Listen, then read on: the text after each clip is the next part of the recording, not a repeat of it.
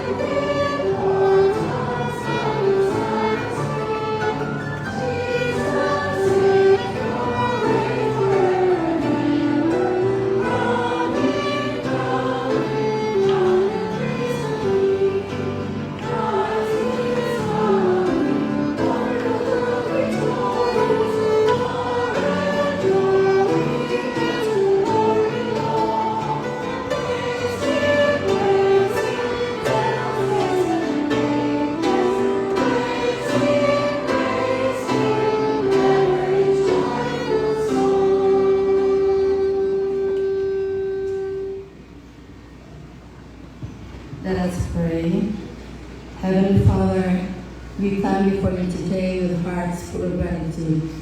Thank you for the gift of life, for gathering us together in fellowship, and for the opportunity to hear your word.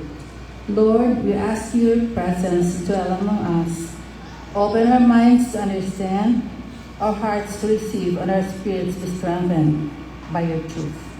May everything spoken today bring glory to your name and draw us closer to you. Bless the message that will be shared, and let it be a lamp unto our feet and a light unto our path. We surrender this time into your hands. In Jesus' name we pray. Amen.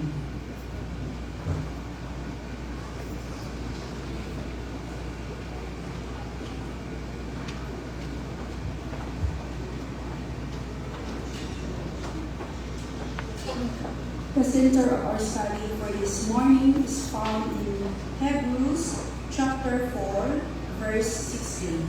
It says, "Let us therefore come boldly unto the throne of grace, that we may obtain mercy and find grace to help in time in need."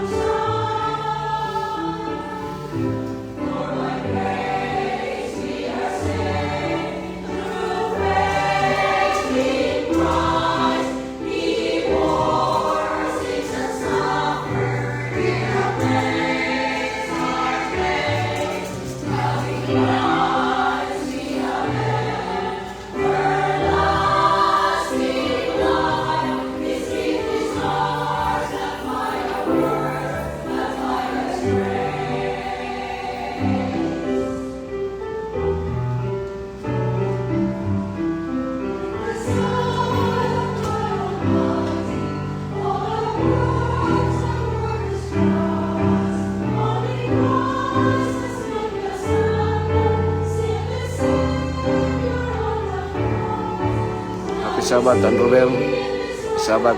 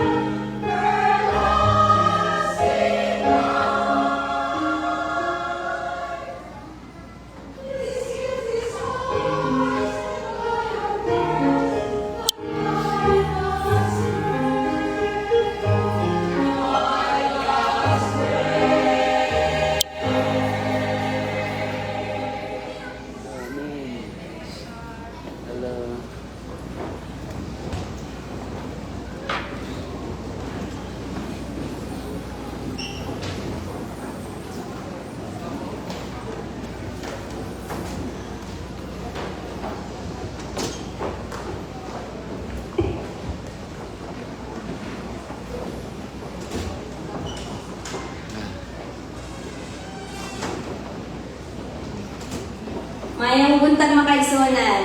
Ay buntag. Happy Sabbath! Happy Sabbath.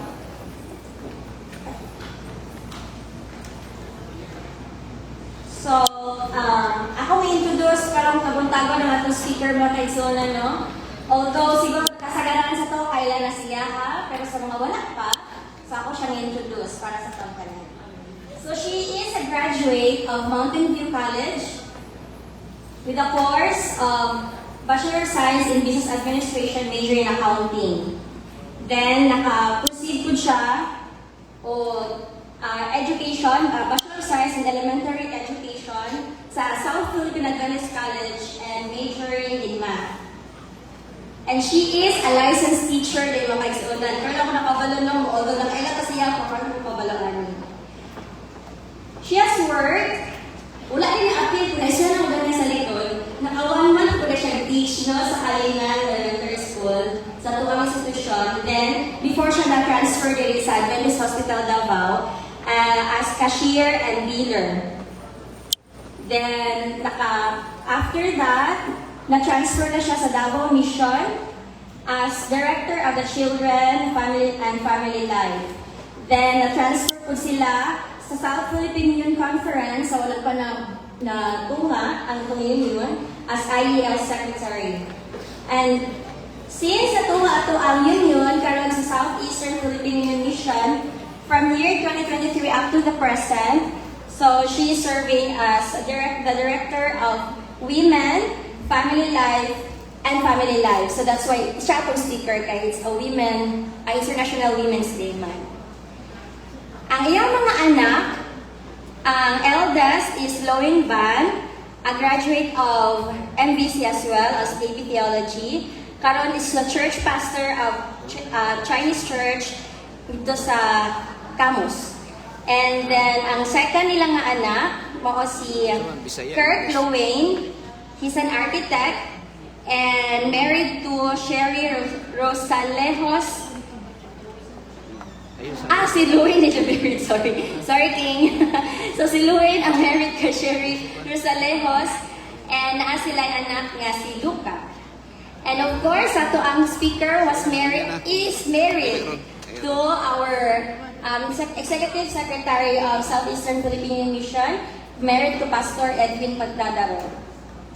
So, ang atong speaker karon is a very dasig inspiration to many couple kay mura sa tanan akong nailan gurong ikasal din sa upper room or sa hospital murag ninang yun siya.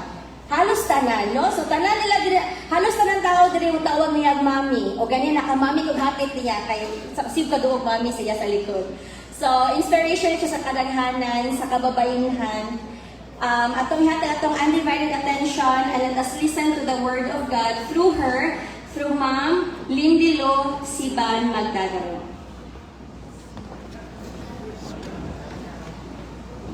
Thank you, Ma'am Apple, for that introduction.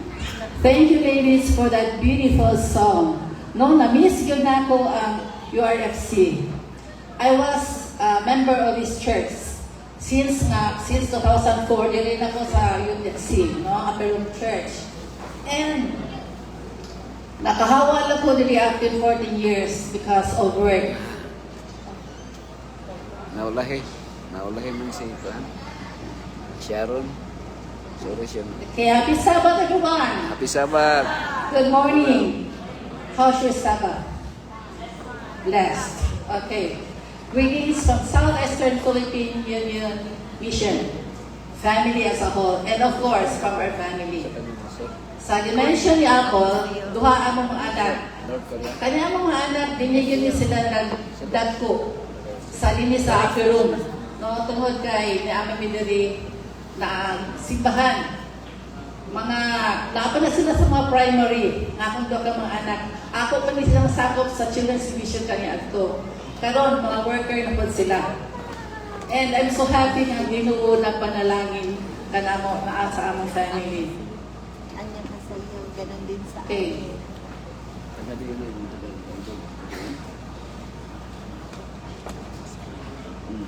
Asa mo tulo? Ano siya ang among family? Naanimig isa ka apo. Lindo tayo kang feeling no kung naanak kayo apo. Reform sa O sige lang kung ato sa ina ka.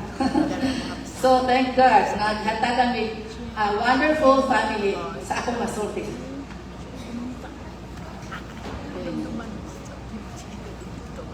Welcome to International Women's Day of Prayer.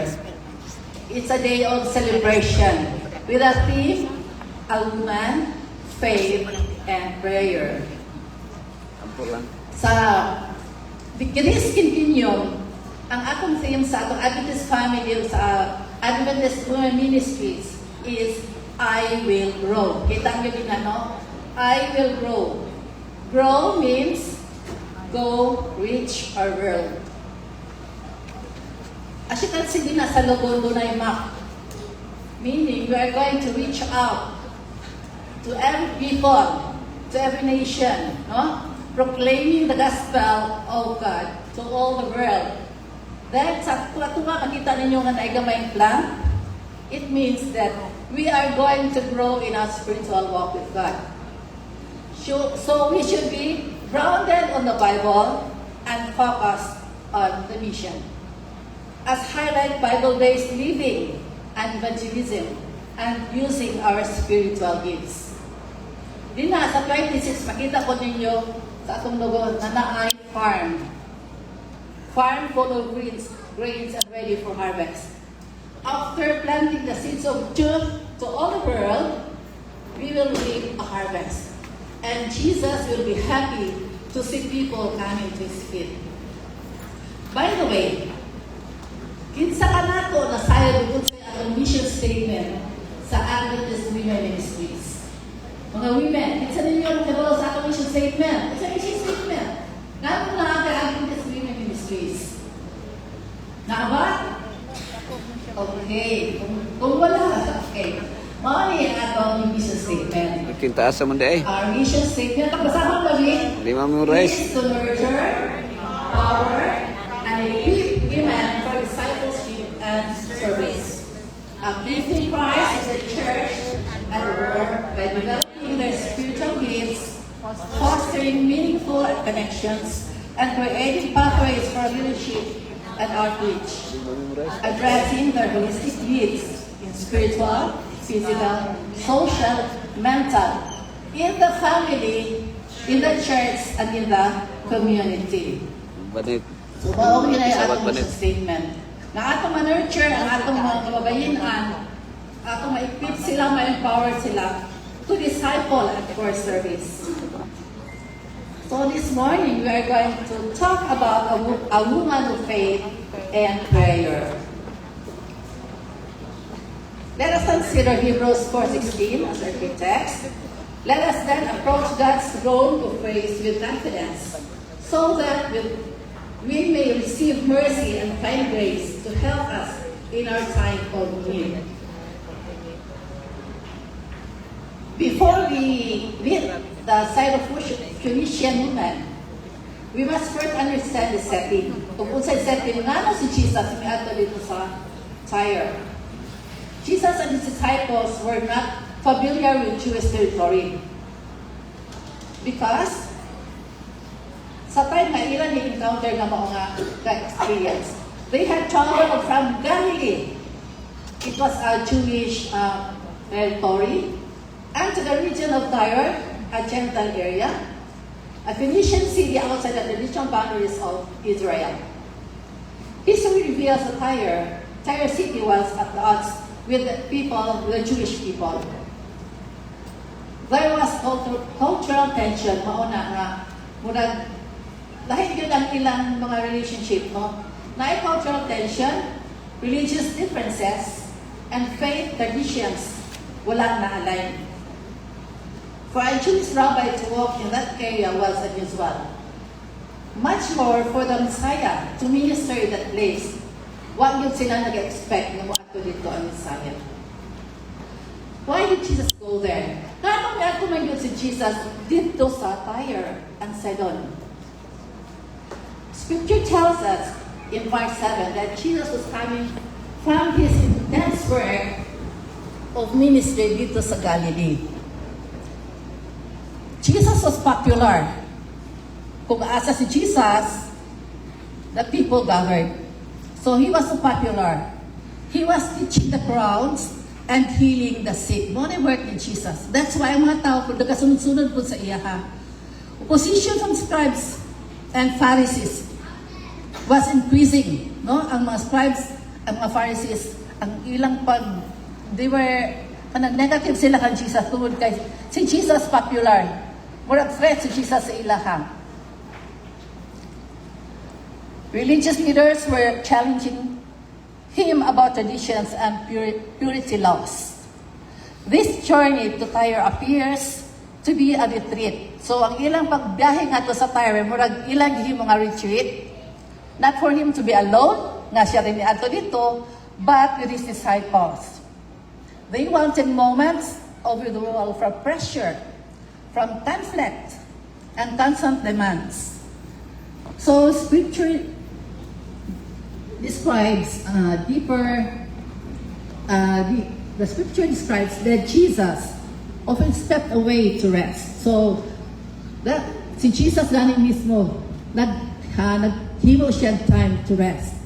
Sama po kanato kinahanglan po tang rest. That's why gitagaan Jesus at Sabbath to rest, to pray and to prepare his disciples for deeper revelation. Sa atong nasayran, Galilee was a Jewish region, whereas Tyre is a Gentile territory. So, mao na niya si Jesus dito sa akong dimension because he wants to avoid crowds of opposition. For mission expansion, mao na iyang tuyo dito. And to have private time for prayer and teaching. Mark 7:24 says, so we'll read, that Jesus entered a house and did not want anyone to know. Sa iyang pag-ato dito, murag, huwag din siya yung mga kapabantang, no? Yato siya sa usa ka balay, but he did not want anyone to know na siya dito.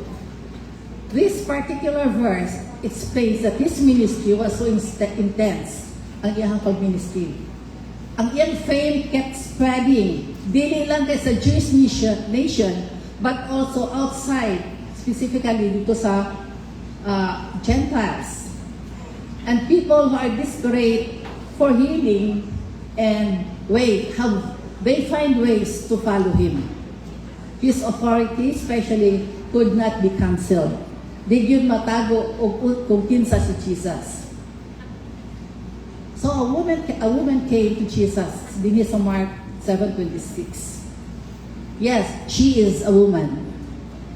Talking with a woman sa ancient times, particularly sa public, no? Or if she was a stranger, kung naima to sa ilaka, stranger, was considered inappropriate.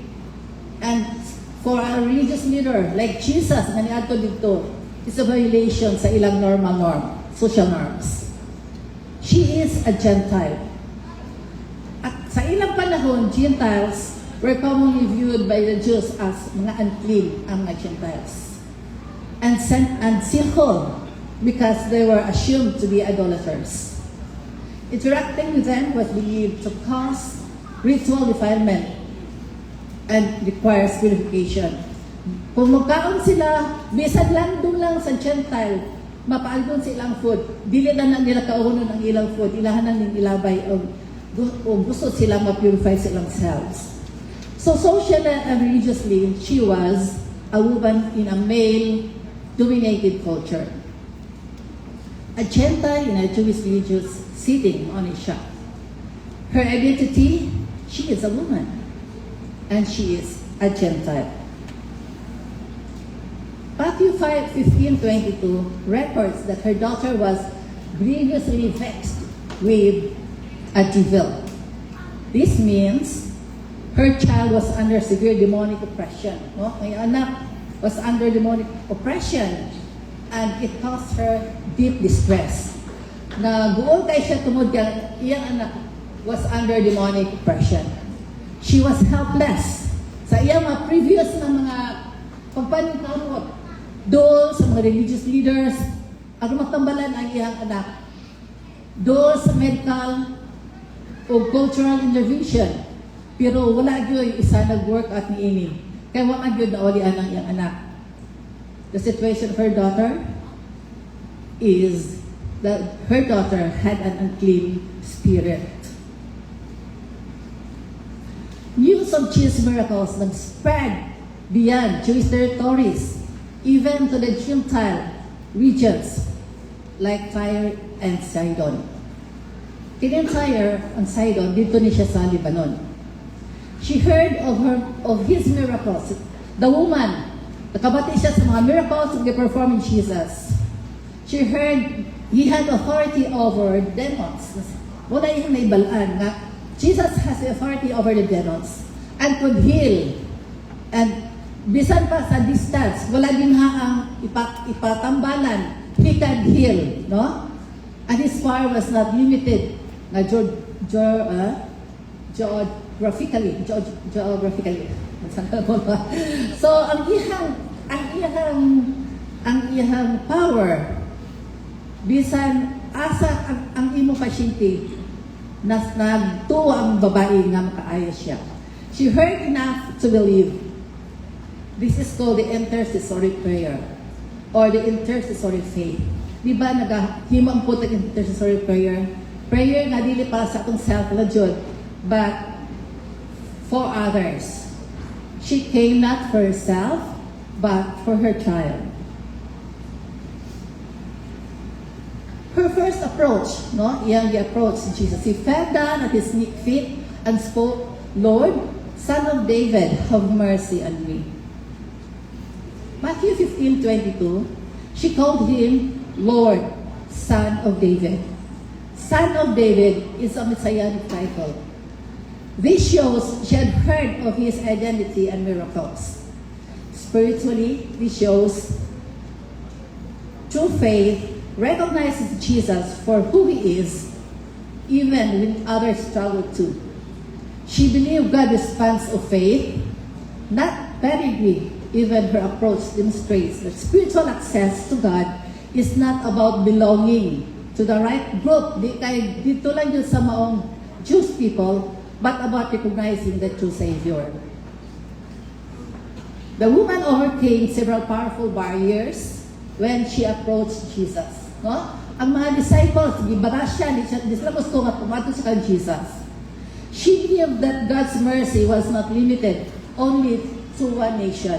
Muna, nagtuon siya, ang iyang faith na sa talo na ang mercy sa Ginoo di lang limited to one nation or sa mga nga specific na group.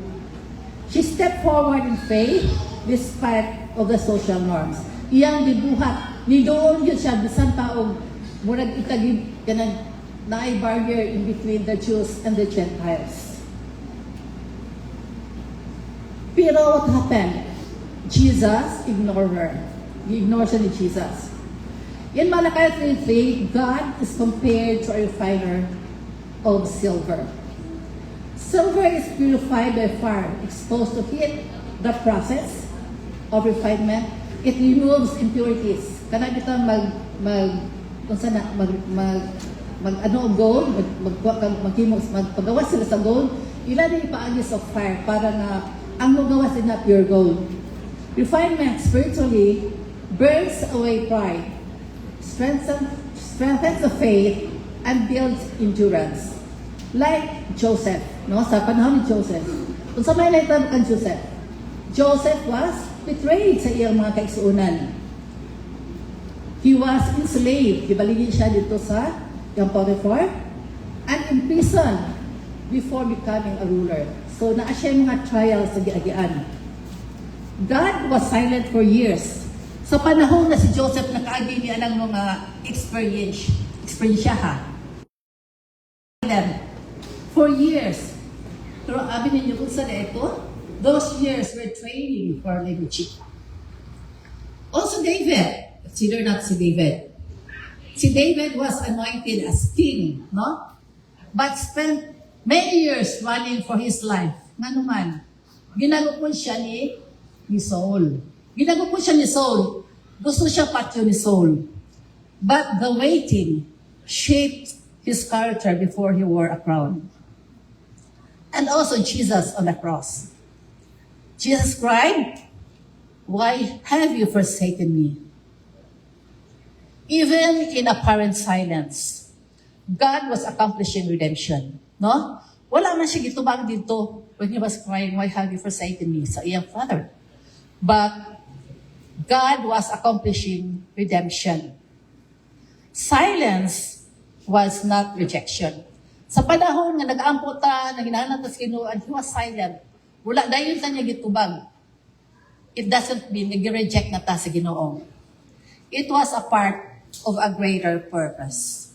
So God's ignoring is not rejection, but a refinement. The woman called out to Jesus twice. Nagtaghaman siya. Nagtawag kang Jesus.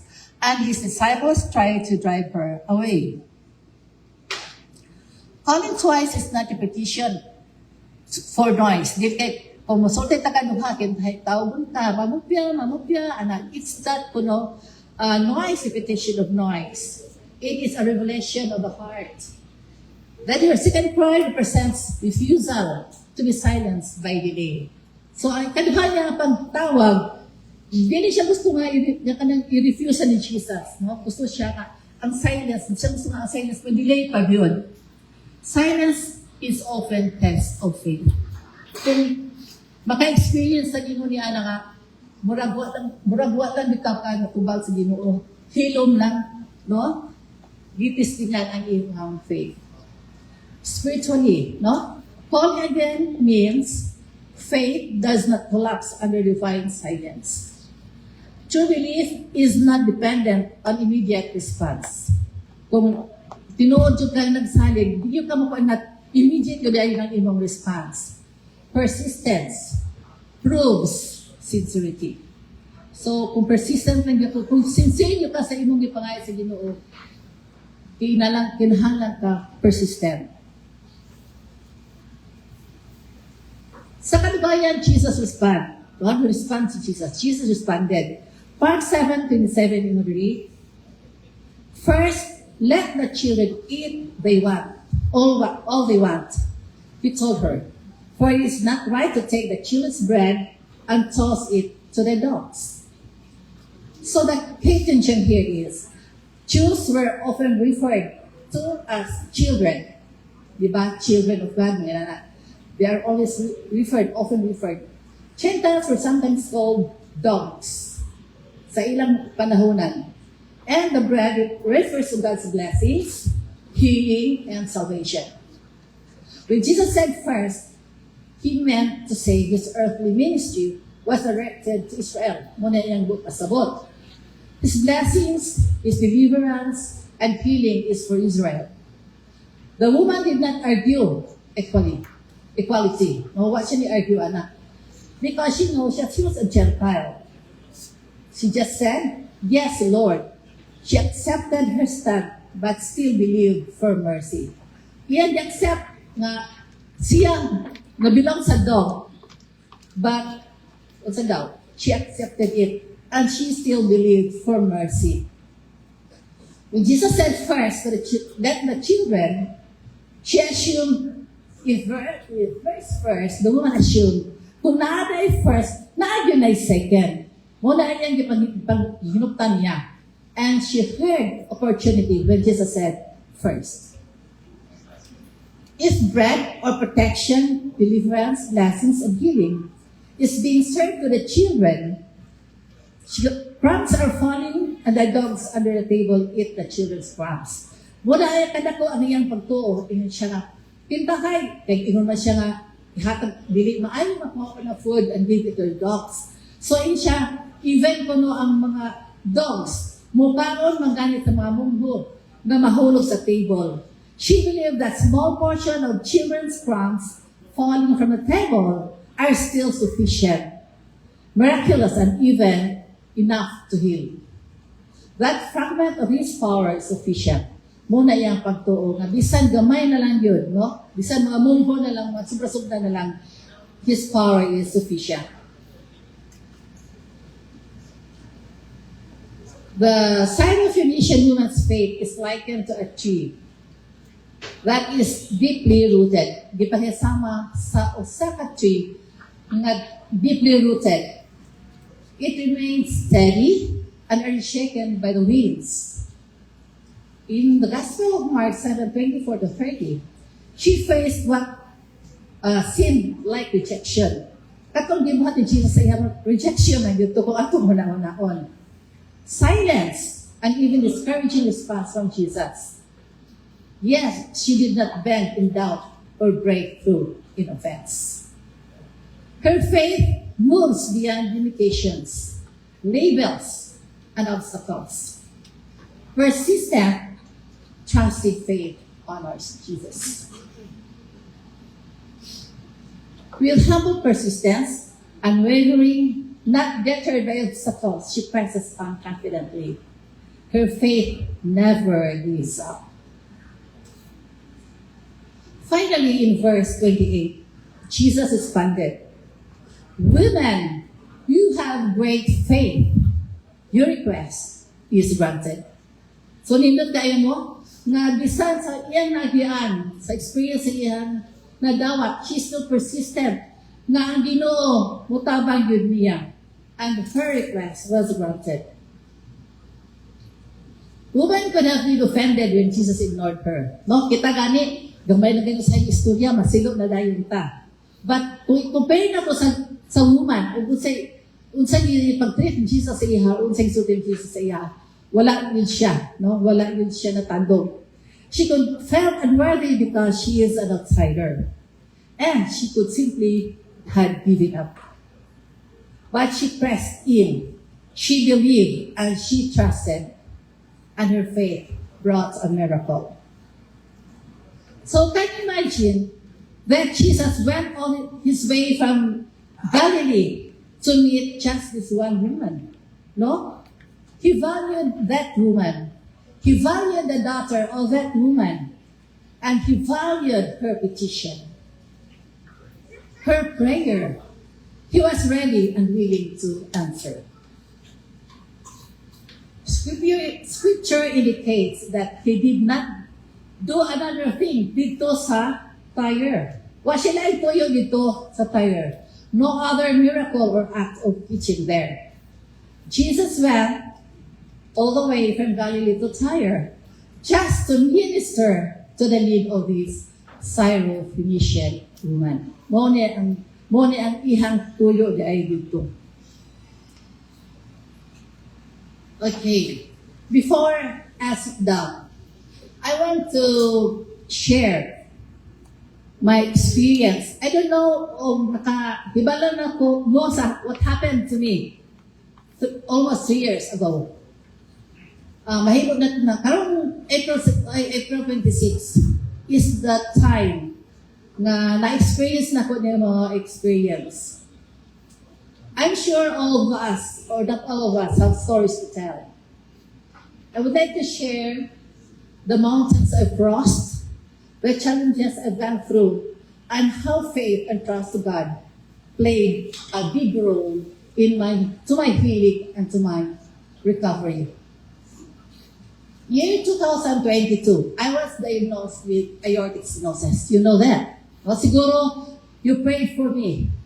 And I thank you for praying for me. God had answered our prayers.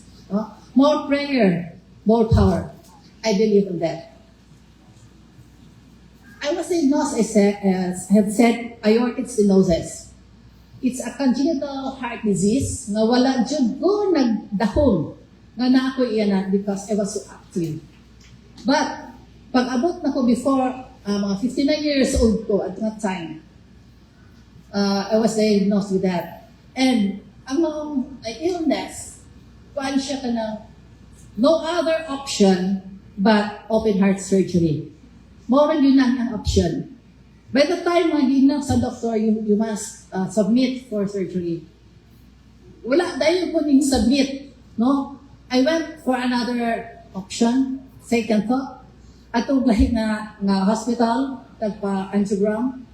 But, kaya ko angiogram, but the same doctor, yung siya nga, go back to Adventist Hospital. Go back to your doctor, Dr. Franco. Kay ang imong case, mo na dyan gahapon, aortic stenosis. So, niato ko sa akong doktor. Yung si doktor, kailangan dyan ka magpa-opera, ma'am. Kanang nahantok ito na kung sa'yo may tabo, no?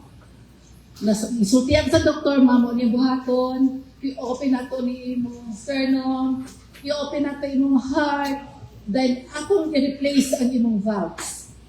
Wala dahil kung sabihin, anak. Nakita mo ito nga nabalin ni Said Picas Union sa South Philippine Union Conference at mga time. And dito, short breath ko dito. Wala ko kabalo nga ang short breath. Critical na rin nga kuan. Critical na rin sa mga situation. Si Pastor nasayod siya because the doctor told him. So, I thought na, ubuman ko na sipon, I thought na, pinot lang to, naglisod ko ginawa. So, 2 nights yun na ako nasili kong stimulation. Relief magaling siya, pero kung balik naman siya. So, dili ko kahit nagtanong. Ang akong ginawa mo lang din tama. Sa bata ko nakaginawa. Si Pastor ganang sa kaon na balaka siya di ay. So, paan siya na, buwato tagdavo, magpa-check up ta. Natulong po ito nga na may appointment sa Surigao. So, ato sa Surigao, then, ni-proceed ni dito sa Davao. Nagganawa ko sa SPMC, kaya dito ko magpa-schedule. May na lang kay nakatay Adventist na kanang nurse, OR nurse. Dito sa, in-charge ko siya doon sa mga heart problems. Ingon siya, ma'am, ika-73. Nakasalis sa ika-73. Dugay pa ka 73. Pero, God is really good. No? If you only put your trust in Him and have faith in Him. So, nakita po ito nga siguro na i-back out or na dayon at nga time. And, ito nga, ipalista ko niya dito. I was scheduled April 26. Among gitawagan si Dr. Palarihog nga doc magpa-admit ni dito na sa SPMC. So, dito sa SPMC, dito ko sa, gibutan ako sa room, then pagkagabi, nagka-short breath na pod ko. So, ilang akong gidrush dito sa ICU. Dito sa ICU, wala man sa kuan, no? mag-cellphone ba yan? Kan abi na akong nungugong, ang tao ay ICU, grabe, nagyo, himatyo na yun, ano ba? Sa akong feeling kay kung nabi ko tayo sa gawas, si ko ang di ICU, murahan ko ba isa tanan. Pero sa akong cellphone, wala man di ay ito. Kaya wako na sa ipon sa nagyo, di ko ka-critical. So, schedule ko sa 26, sa April. Anong 25, nagsulat ko sa Ginoo, I wrote a letter sa ako ng cellphone. Kaya di man po na ito mag-send, no? Sa ako po sa cellphone, nakalimutan. Then, I asked the Lord to be to be the head of the surgical team. Akong gipray dito, ako mga doctors, mga nurses, ang medication, tanan procedures na buhaton sa ako and akong githanang Ginoo nga tagaan ko niya ang peace of mind. Dili ko mahadlok, kuhaon niya ang fear nga naa sa ako. So, after that, okay na ko sa akong maminaw. And pagkaong schedule ko for surgery na sa 26. Daghan kayong mga pasyente ko dito nga nakaschedule na adlaw. Unya ang valve replace sa akong valve, wala pa din ha. Tuwa pa sa Manila, you-order pa. So, na-delay ang akong operation. Pero pagka 6 o'clock in the afternoon, abot na to ang valve na replace ako. Ilan akong gidala dito sa operating room. On the way, paingon sa operating room, nagpadayon na po nag-pray na po sa Ginoo. Kanang murag final decision na pag-pray. I said, Lord, please don't take my life this time. Gusto pa yun po ma-serve ni mo. Ang akong family na kinahanglan pa yun sa ako. And Lord, please, take away ang fear nga nasa akong kasing-kasing. Aron nga mo anak sa operating room nga na ako'y peace of mind. But Lord, ako po di kung sa Ginoo, if ever, kung sa man yun ang imong will para sa akong kinabuhi, it's up to you. But I want to sure that you will, when you will come, I'll be with you in heaven. Muna nga akong prayer, please take away fear within me. Then, didala ko sa operating room, about ito, iyon ang nurse, ma'am, amon kang patulugon. So, wala na ko na yung kalibutan after ito. I don't know kung kaya wala mo ka-feel o ka na anesthesia. Siguro, dito na to sa kaan mo, yung anesthesia na daan, sugod diri sa ngalan, dextrose. After that, makita na ko sila, hanap-hanap ng mga nurses. Bilakaw-lakaw, kong ginaliit ito. Pagkadwa yan, wala na yun. Tulog na siyang tulog na yun ko.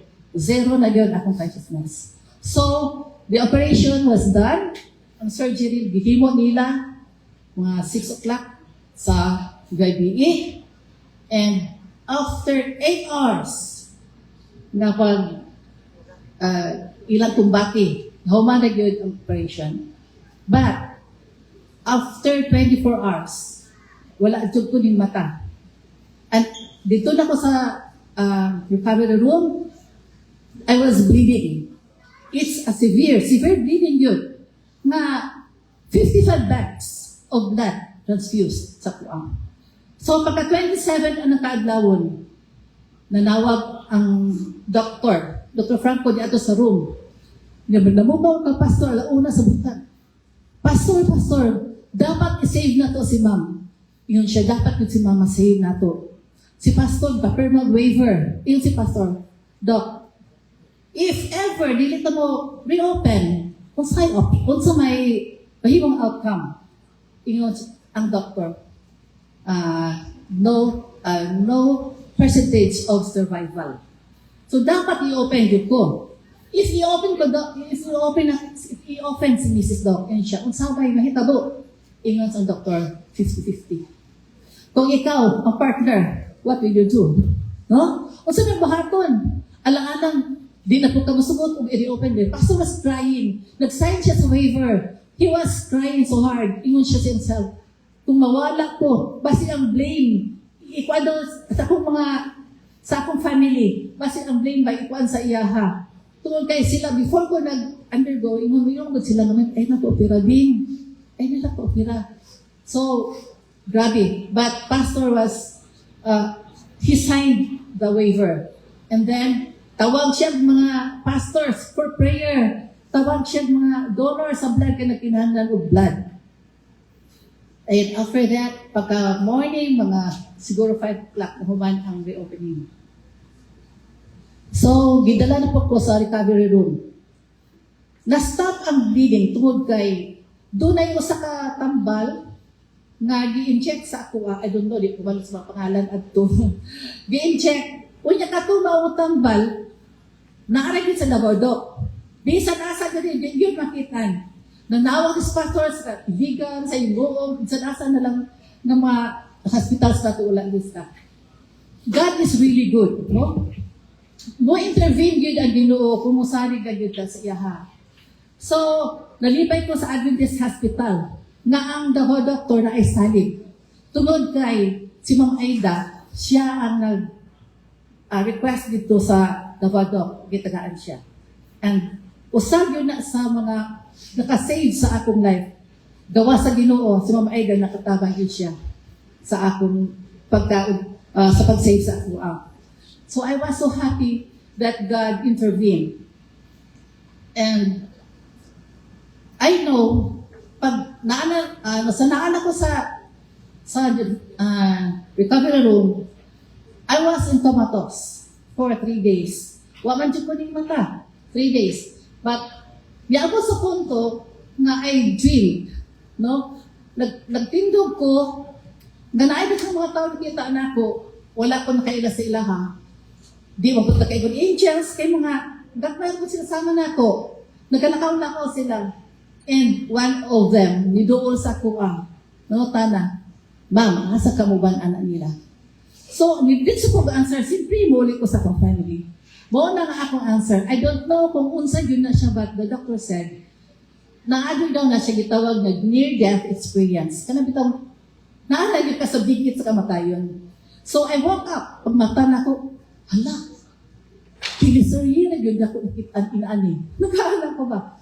Drama na yun ako ikitan, nasa inaana. Nagkaalam ko, so, nagpasalamat sa po sino, kay nakamata ko. Kung ako pakalo, nakamata sa ito. So, after mata, ano na ko, mata na ko, naka-recover na ko, wala na ko nakamata. God was really good. Nakaingon ko God is really real. Nakabalo na yuta, nagtuong ang yuta na naay Ginoo. Pero I said, I can testify that He is really real. Naagad ang Ginoo. He is a God who sees and hears. No, di ba? Nga sa panahon nga ako siya gikinahanglan, iyahat ang tabangan. I said, God had performed miracles in olden times. Sama ni ining maong anak sa woman, no? And He still can perform miracles sa atong kaadlawan. Keep trusting Him, for He knows what's best for us. Ato lang yun, hatag atong full trust sa iya, because He knows what's best for us. So, woman, your present challenge is that the end of your story. Dili lang sa mga woman, kay woman atong current celebration, but to all of us, no? Is not the end of our story. Have faith to believe that the same God who hears persistent prayers, who honors unwavering trust, and who responds to bold hope will see you through. Hold on. Stay rooted, no? Stay rooted. Remain steadfast. God is already working beyond what you can see. Hebrews 4:16, let us then approach God's throne of grace with confidence, so that we may receive mercy and find grace to help us in our time of need. So, bubo lang ang atong presentation this morning. God bless everyone. And may the message that we have this morning will help us strengthen our faith to God and always and keep trusting Him.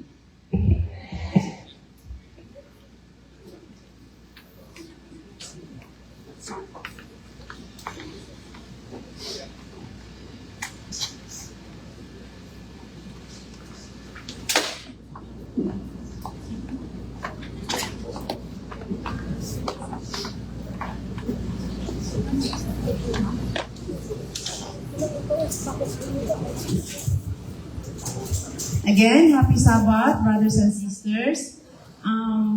Ma'am Bing, naalala lang dyan ko, Mami Bing. The Upper Room Fellowship Center, mapasalamaton dyan ka ay sa imong presensya, Ma'am Bing. So, as what you said ganun na nga, first, ang Upper Room approach through Ma'am Steph sa siya atong mahimong speaker karon, our very own women's ministry director sa ato ang union is Southeastern Philippine Union Mission. And with this, maghatag simple token and certificate. Before na ko ihatag, ako basahan ang citation. Certificate of Appreciation is proudly presented to Lendilo Siban Magdadaro in grateful recognition of your dedicated service as guest speaker during the International Women's Day of Prayer, March 7, 2026. Your inspiring message and willingness to share God's word have encouraged hearts, strengthened faith, and reminded us of God's calling for women to be vessels of His love and grace. Your ministry has truly been a blessing to the congregation, and we pray that the Lord will continue to guide and use you for His glory. Given the 7th day of March in celebration of the International Women's Day of Prayer. Signed by our very own church pastor, Pastor Handel Ken C. Cabrera, and me, Cheryl Rose Pibo, the women's ministry head of this church.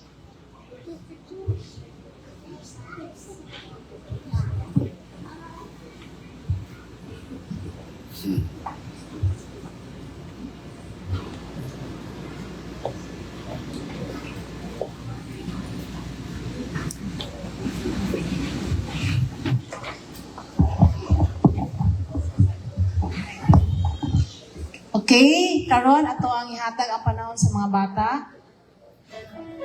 Children's Sermonette. Ang atong storyteller for this morning is Marcia Ragodo.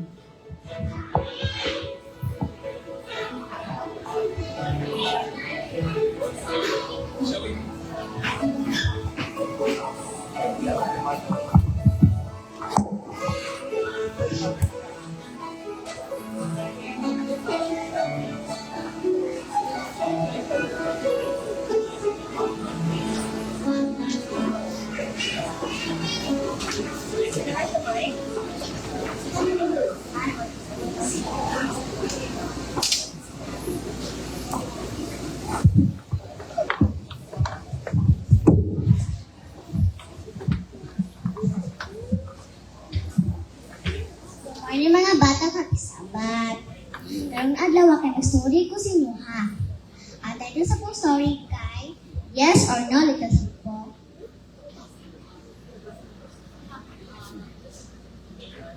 One night si Little Hippo pinag-ambag-ambag siya kama. Usog kaayo. Nakita siyang Sister Hippo. Anak ni Sister Hippo na, Little brother, bawal ka mag-ambag-ambag. Delikado yan. Anak ni Sister Hippo. But, si Sister Hippo kaya naghilak-hilak. Kaya wala nakpato si Little Hippo. Padayon siya nagpadayon. Until, nahulog siya. Nakitaan siyang mama. Ano ni Mother Hippo na, Nak, bawal ka mag-ambag-ambag. Delikado yan. So, ipatulog na si Little Hippo sa bed na. Si Mama Hippo kay gikis sa ulo ni Little Hippo. The next day, si Little Hippo nagkatikat sa lipuranan. Nagkita na po siyang brother. Anak ni Brother Hippo na, Little brother, bawal ka magkatkat. Delikado yan. Ang kibuhat ni Little Hippo kay, wala na po siya nagpatuo. Nagpadayon siya nagpadayon until nahulog siya. Naigo ang iyong ulo. Nakitaan si Mama. Anak ni Mother Hippo na, Nak, bawal ka mag-akkat-kat. Delikado yan. Si Little Hippo o yung papa kinagkuha siya para kasi friends.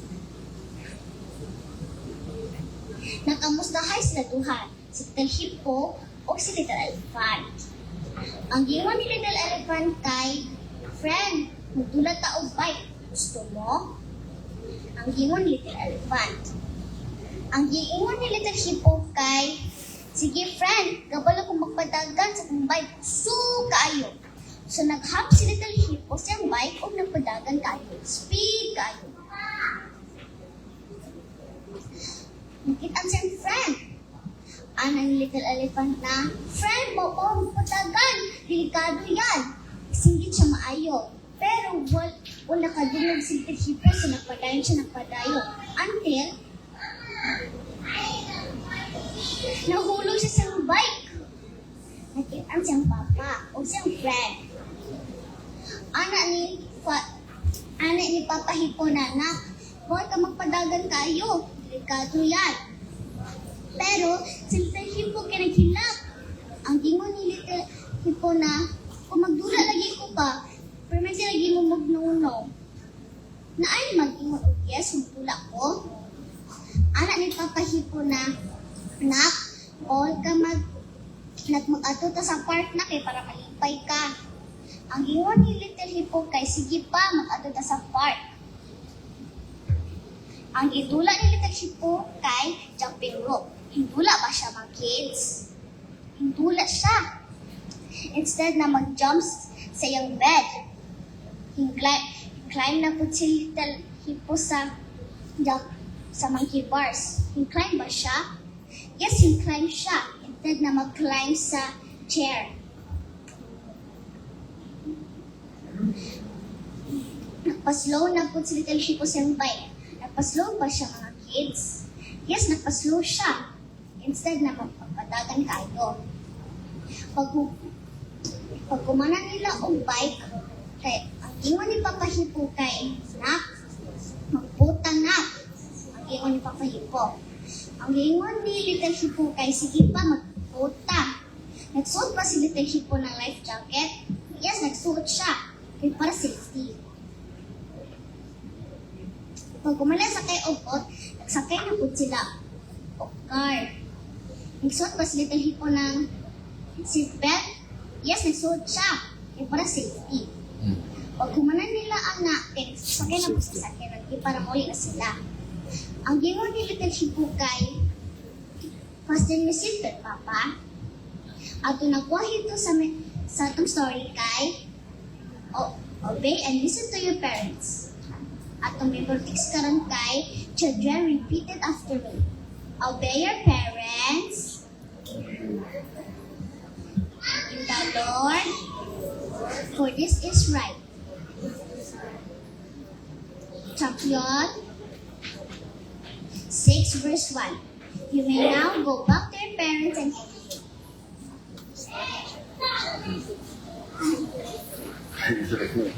Okay. Very good storyteller. Okay, so bye-bye na. Kaan mo, ang rover mo.